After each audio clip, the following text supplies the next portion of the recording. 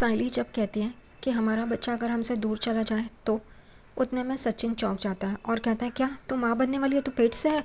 बच्चा क्या बोल रही है तू? तभी साइली हंसती है और कहती है, मैं माँ नहीं बनने वाली, लेकिन जब होगा तब की। तभी सचिन कहता है, हाँ, लेकिन हम इनकी तरह हमारे बच्चों को पनवती नहीं कहेंगे, हम उनसे बहुत प्यार करेंगे, बहुत प्यार देंगे। साइली कहती है, मैं जानती हूँ तुम हमारे बच्चों से बहुत प्यार करोगे। फिर साइली सचिन को कहती है, पहले हमें रिया और आकाश का प्रॉब्लम सॉल्व करना है और रोशनी के पापा उनको भी घर लाना है। तभी सचिन चौंक जाता है और कहता है, क्या तू क्या चाहती है? वो क्या बाजू में रहते हैं कि जेल में जाके उनको बोलो हवलदार को चाबी दे, इनको छुड़ाना है, घर पे लेके जाना है? क्या बात कर रही है साइली तू? वो कहती है, पहला फोकस हमारा आकाश और रिया को घर लाना है, फिर उनके बारे में सोचते हैं। सचिन कहता है, ठीक है। और साइली सचिन को काम पे लगा के वहाँ से चली जाती है। परेश सोफे पे बैठा होता है, उतने में तेजस बाहर से आता है और कहता है, बाबा मुझे आपसे बात करनी है। परेश भी कहता है, आ बैठ, मुझे भी तुझसे बात करनी है। क्या हुआ, तुझे नौकरी मिली? तो वो कहता है, नहीं, नौकरी नहीं मिली। परेश कहता है, क्यों? तो वो कहता है कि मैं ओवर क्वालिफाइड हूँ, इस वजह से मुझे नौकरी नहीं मिली, उन्होंने नहीं दिया, उस वजह से उन्होंने नौकरी नहीं दी। यहाँ पे परेश कहता है, तो क्या हुआ, तुझे नौकरी तो ढूंढनी ही होगी ना। उतने में सचिन और साइली भी बाहर आ जाते हैं। यही बात चल रही होती है।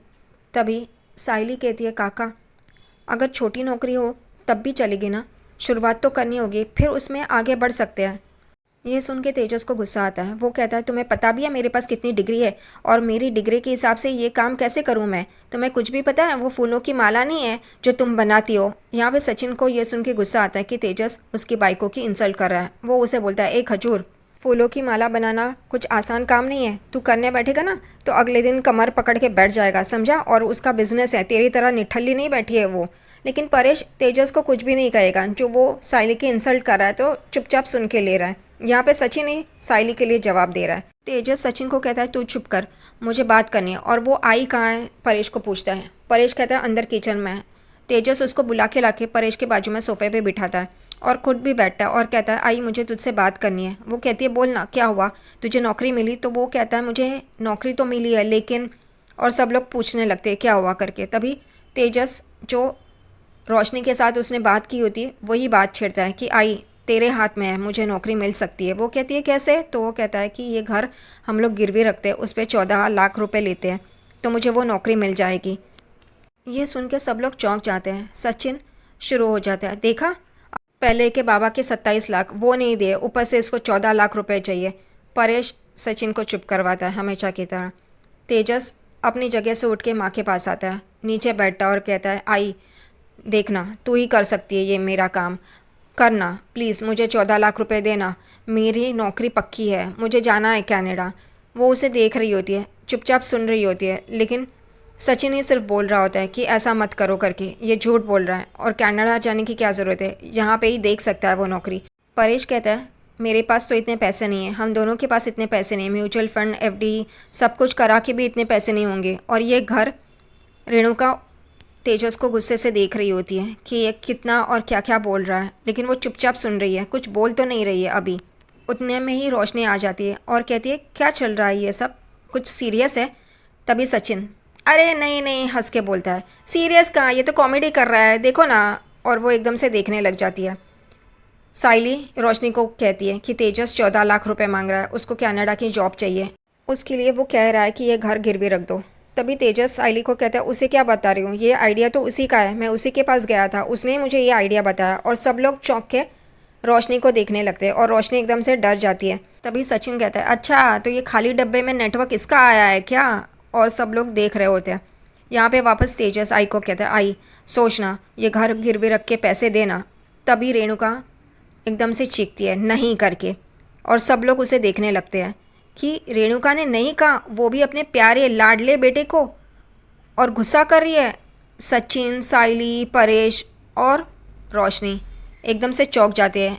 तेजस को भी समझ में नहीं आता कि उसकी प्यारी लाडली आई जो उसकी हर बात मानती थी, आज वो ना बोल रही है।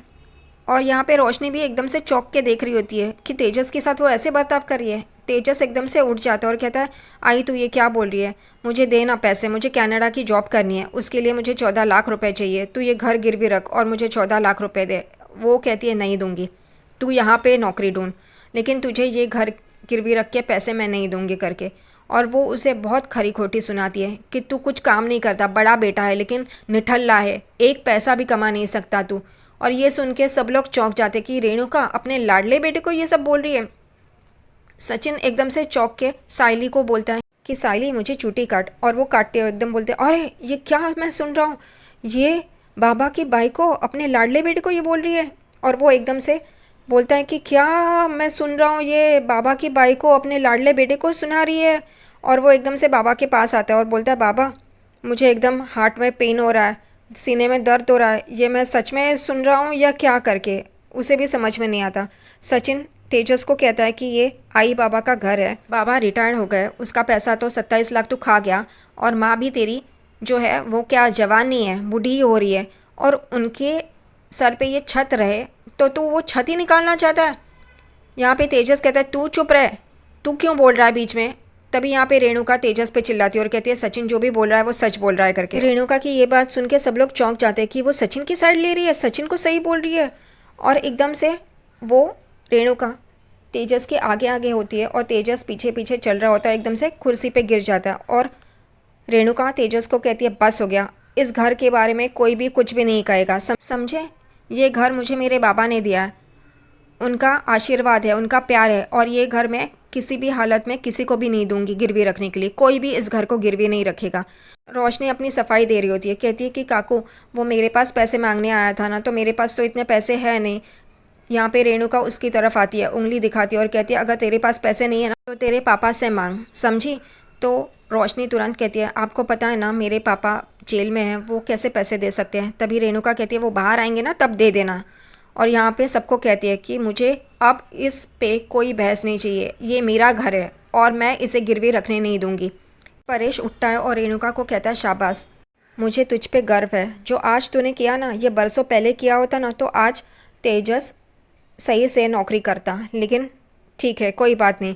रेणुका वहाँ से चली जाती है, सचिन और साइली भी वहाँ से चले जाते हैं। परेश तेजस को अपने पास बुलाता है और कहता है साइली ने सच कहा था, छोटी नौकरी से शुरुआत कर, तरक्की तो हो जाएगी, कोई बात नहीं। और वो भी वहाँ से चला जाता है। रोशनी और तेजस एक दूसरे को देखते रहते हैं। तेजस उसके पार्क वाले दोस्त के साथ एक बाबा के यहाँ पे आते हैं और बाबा ध्यान में होते हैं। वो पार्क वाला दोस्त हमेशा यहाँ पे आता है, इस वजह से तेजस के प्रॉब्लम्स के लिए वो तेजस को भी यहाँ पे लेके आता है। तेजस कहता है ये मेरी सारी प्रॉब्लम्स सॉल्व कर देंगे, तो वो कहता है चुप रहे, शांत रहे, और वो नमस्कार करता है और वो दोनों जन घुटने पे बैठ जाते हैं बाबा के सामने। यहाँ पे बाबा को तेजस पागलों की तरह सवाल पूछ रहा होता है कि आपकी कितनी क्वालिफ़िकेशन है, आप कितने पढ़े लिखे हो, और आपका कोई डेटाबेस है कि कितने लोगों की आपने प्रॉब्लम सॉल्व की है। ये सुन के उसका दोस्त कहता है तू चुप रह ना, ये क्या पूछ रहा है। तभी तेजस उसे कहता है कि पता होना चाहिए ना ये बाबा कितने पहुँचे हुए हैं। तभी बाबा उस दोस्त को कहते हैं तेजस के कि इसका यही प्रॉब्लम है, इसकी ज़बान, ये इसको हमेशा प्रॉब्लम में लाती है, अगर ये अपने ज़बान पे काबू रखेगा तो ये सब कुछ नहीं होगा करके। दूसरी तरफ रिया अपनी स्कूटी से जा रही होती है, उतने में उसके सामने एक गाड़ी आती है और वो एकदम से स्कूटी को ब्रेक मारती है और वो उस गाड़ी वाले को चिल्लाने के लिए बाहर आती है। उसको कहती है बाहर आ, कौन है तू। और उतने में उस गाड़ी से राघव बाहर आता है और वो एकदम से चौंक जाती है। राघव उसे कह रहा होता है पहचाना, मैं तेरा लवर। और वो दोनों में बहस हो रही होती है। इतने में सचिन भी उसी रास्ते से गाड़ी से आ रहा होता है और वो इन दोनों को देख लेता है।